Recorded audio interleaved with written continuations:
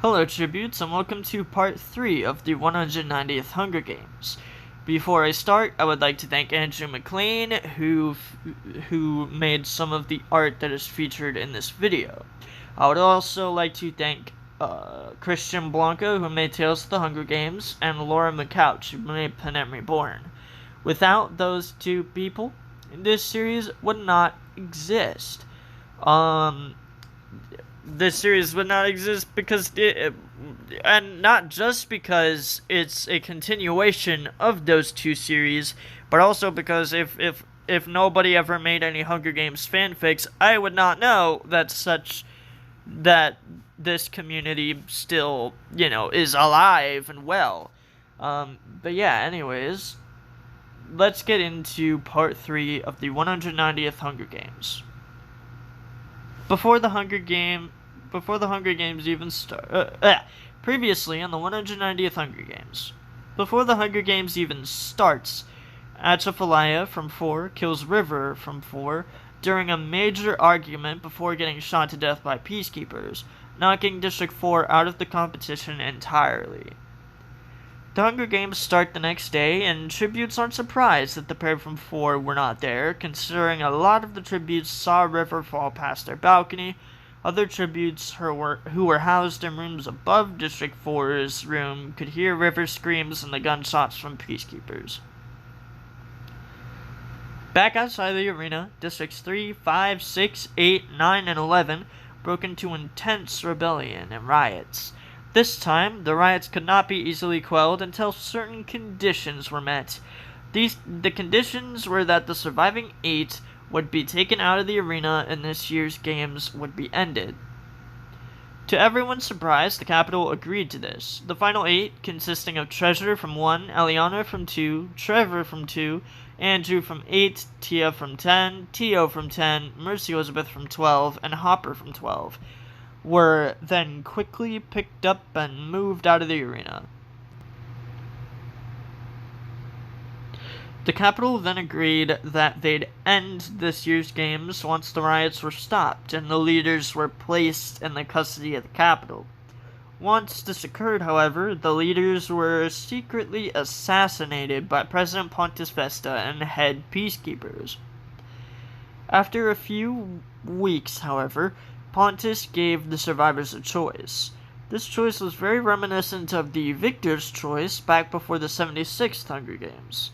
The survivors had to choose to either move to the capital and not go back into the games, or they would be sent back into the games to complete the finale of the 190th Games. Each of the survivors were put into separate rooms with their parents and a peacekeeper so that the survivors wouldn't impact each other's decisions. Treasure, Eliana, and Trevor unsurprisingly chose to go back into the arena.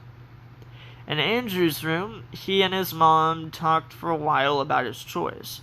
Andrew didn't want to hurt his girlfriend if he were to die in the games, but he also wanted to avenge his best friend and make sure she didn't die for nothing. Andrew ended up signing the paper to go back into the games. He was then taken by a peacekeeper to the accommodation tower. In Tia's room, she and her mother talked for ages about her decision. Tia wanted to bring more victory to District 10, but her mother didn't want to lose her just in case she wasn't able to beat her competition. Although her mom also almost changed her mind, Tia still ended up signing the paper to go back into the games. In Tio's room, he talked with his dad about the decision he was going to make. The pair talked about the victor's choice and the possibility that this choice could be the same. The pair decided not to risk it, and Tio's dad nodded to him as he signed the paper to go back into the games. In Mercy Elizabeth's room, she talked with her sister Angel for ages about her decision. Angel didn't want her to move to the capital, saying she knew that this was going to be like the victor's choice. She just knew This, however, did not change Mercy Elizabeth's mind. She had seen how bloodthirsty Tia and Tio were and didn't want to return to the arena with them. So, Mercy Elizabeth decided to sign the paper to move to the capital, to the surprise of everyone in the room. Finally, in Hopper's room, he chatted with Kyler and Tyler for a while about his decision. Kyler and Tyler didn't want to lose Hopper, but they also didn't like the looks of the papers. Kyler and Tyler ended up trying to talk Hopper into returning to the arena, but he had already made up his mind. Hopper also ended up signing the paper to move to the capital. It was then revealed by President Pontus Vesta who signed what. He then stated that the people who signed to move to the capital will have 3 tributes of their same gender reaped next year in the 191st Hunger Games. This caused outrage in District 12, as both of the survivors to sign to move to the capital were from there, meaning that 6 tributes would be reaped unless District 12 was picked to send in the extra tribute. Then there'd be 7 tributes from District 12 next year. Meanwhile, all the districts of the survivors that signed to go back into the games were glad that they made the choice that they did. It was revealed that the finale of the 190th Hunger Games was going to be held in the old amphitheater, where the 1st through 10th Hunger Games and the 76th Hunger Games were held. When Treasure, Eliana, Trevor, Andrew, Tia, and Tio were lifted into the old amphitheater, Tia and Tio actually signed to Andrew to help them take down Treasure, Eliana, and Trevor. To the surprise of most, Andrew actually agreed to this, thinking that Treasure, Eliana, and Trevor had something to do with Yara's death. When the gong sounded, all 6 of the survivors ran in and grabbed weapons. Andrew grabbed a sword and ran at Trevor, stabbing him in the throat just as he had grabbed a knife. He repeatedly stabbed Trevor until his cannon sounded. Meanwhile, Tia ran in and grabbed a scythe. She then ran at Treasure and swung her scythe through the air, slicing open Treasure's calf. Treasure, full of anger, swung her sword through the air, but Tia ducked under it and sliced her scythe up into Treasure's throat, and she fell to the ground and her cannon sounded. Finally, Tio ran in and grabbed a scythe as well. He then ran at Eliana, who was actually having problems finding a weapon she could use. When Tio got to Eliana, he grabbed her hair and pulled her to him, stating that it was time to get Eliana back. Tio dropped Eliana and sliced her leg open with his scythe. Eliana screamed out and looked around. Even though she couldn't see, she hoped to get mercy from Tio. Andrew noticed this and felt bad for Eliana, as Tio grabbed Eliana by the hair again and ripped it off of Eliana's head. At this point, Andrew realized it was actually the fault of the Tens that Yara was dead. He watched as Tio delivered the killing blow to Eliana with his scythe. Andrew then ran at Tio and stabbed his sword through his neck. Tio fell to the ground and his cannon sounded. Andrew then glared at Tia.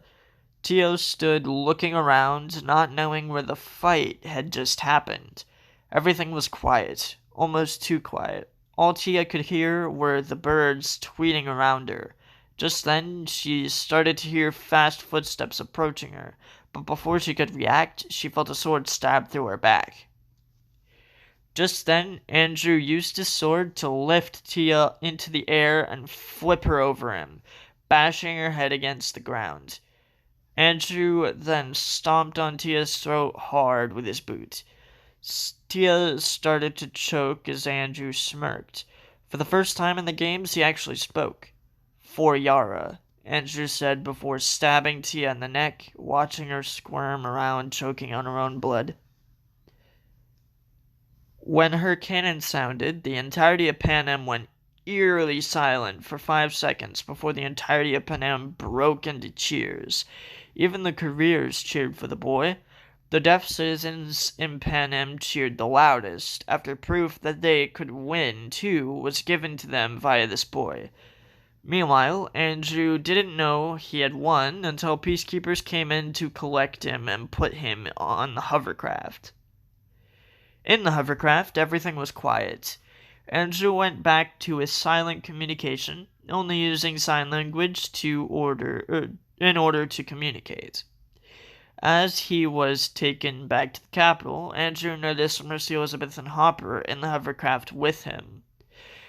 Although Andrew was too tired to do anything about it, he did thank the pair from 12 for not going back into the games, signing that the decision they made is probably what saved his life.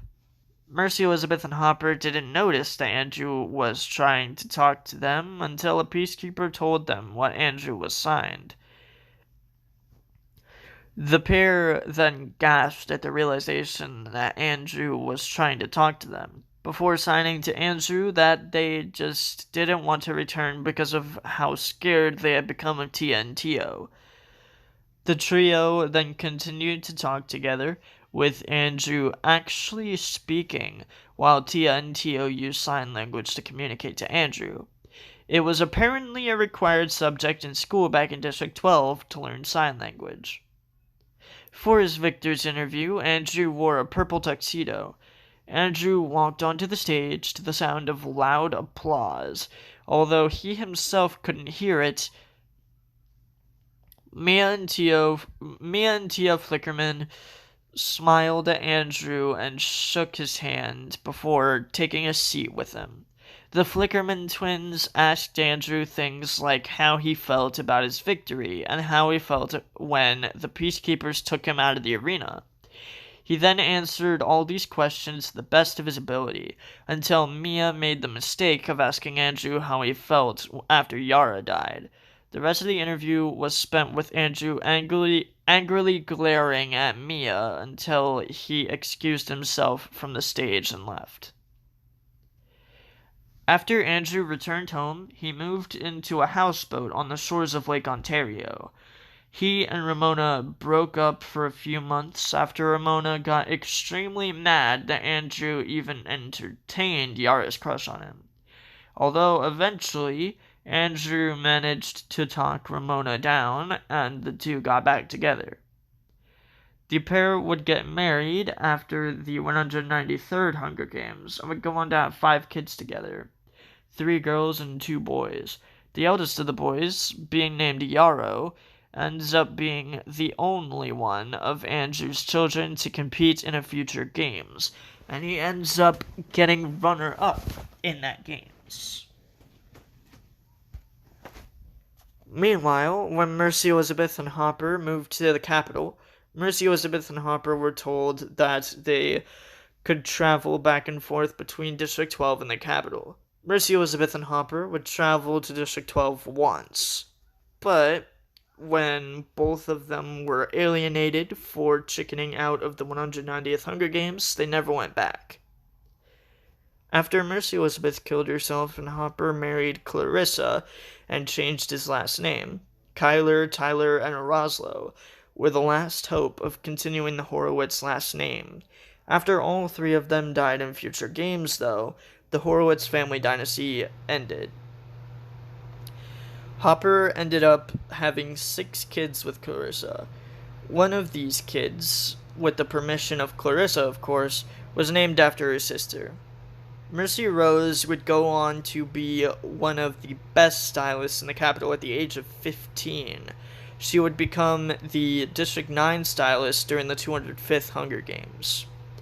Meanwhile, after Abreva Heidman wins a future games, Hopper told Abreva and Aesion about the death of Mercy Elizabeth, and so the pair decided to name their first daughters after Mercy Elizabeth, Aesion naming his Mercy Sophia Blanken, and Abreva naming his Mercy Lily Heidman. Mercy Sophia would go on to be an amazing teacher in the District 12 Training Academy. Meanwhile, Mercy Lily would go on to live a quiet life with her father until marrying a capital boy named Tobias Flickerman Jr. and moving to the capital. Mercy Lily and Tobias Jr. would go on to have 9 kids together, all of which would be big prominent figures within Panem. Interviewers, vice presidents, mayors, stylists, capital appointed mentors, and even performers. Andrew, Mercy Elizabeth, and Hopper would become close friends, and after Mercy Elizabeth's death, Andrew would be in the front row during her funeral. Andrew would remain there for Hopper until death, the pair having become like brothers. Andrew was the last person that Hopper expected to be his friend, but he was happy Andrew was there. So yeah, guys, that is the end of the 190th Hunger Games. I had to repost it because of the bad quality of my PC, as I mentioned in the intro for part 1. But anyways, as you can tell, it's the Victor slide here has more Victors than it did the last time. That's because I decided to include the Panem Reborn Victors in here as well, from the 101st all the way to where we are now at the 190th. Now, Panem Reborn is not finished.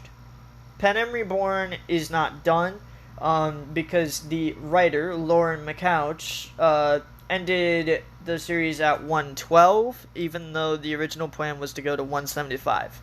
Because of, I believe, mental health stuff, if I remember correctly, which is understandable. We all go through mental health stuff. I go through mental health stuff. But anyways, she posted, a slideshow, with, like, future victors that she had planned for for Panem Reborn. That's kind of how I knew about some of the mentors that would be there, with the districts. So, that's how I knew that Scarlet and Kit were gonna be the mentors for District 8. That's how I knew friggin', Malaya and Beryl would be the ones for District 1. Like, that's how I knew, what each mentor would be. So, with that in mind, I am thinking about, making a mini-series, Panem Reborn Continued. It's mostly going to, it's fully, actually, just the entire series is going to be just, like, I think 3 videos long, and it's gonna be the kind of video that you see between all the Quells and Ashes. So, the first episode will include the 113th games to the 125th games. The second episode would include the 126th to the 150th, and the, final episode of Panem Reborn would include the 151st to the 175th, so that y'all can kind of see what goes down with each of the victors there. And you'll also be able to see, like, the years that all the games took place, so then you'll know, oh, that's why all the mentors are so freaking old during the 176 games. That's why freaking Hollis and Jason were, like, in their 40s when they mentored Jack. Like, that's why Hollis, victor of the 174th games, and Jason, victor of the 163rd games, were in their 40s or 50s when they were mentoring Jack, victor of the 176th games. So you'll be able to know that. You'll be able to know that. But yeah, anyways, that is the end of the 190th Hunger Games, and now I shall show you the posters that I have made for the Victor and other POV tributes.